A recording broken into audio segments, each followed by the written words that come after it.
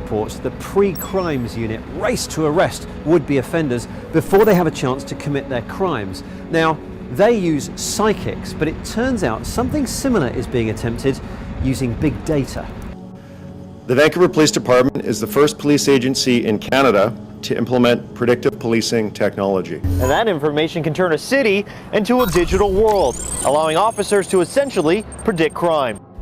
Okay, Jad, what's coming? Double homicide, one male, one female. Killer's male. But some of this technology is proving to be controversial, especially this. It's called the Strategic Subjects List, where HunchLab is concerned with predicting crimes and locations. This list is concerned with predicting crimes and individual people.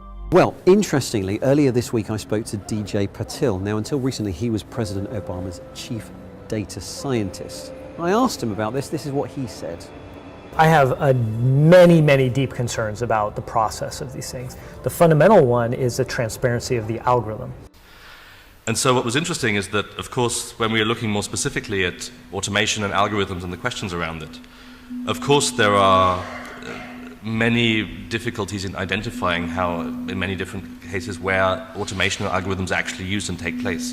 And one of the most frustrating things I found during the course of preparing this study that will hopefully come out sometime this year and for which I'm the rapporteur, the fact of automation is very frequently, in my experience, lied about or is not acknowledged, the amount of automation and the amount of automated decision-making that takes place within society. And so one of the things that we found is that we're surrounded by quasi-automated decision-making, situations like the one that I'm mentioning, where the decisions are basically made by computers, but by current legal standards wouldn't be considered as such, because somewhere at some small process there is a human being in the loop. So we can pretend to ourselves that everything's okay, we're not surrounded by automation, and the world is a wonderful place. Now, of course, that's not true. When you start looking at these things in greater detail, you realize there's no reason to justify that.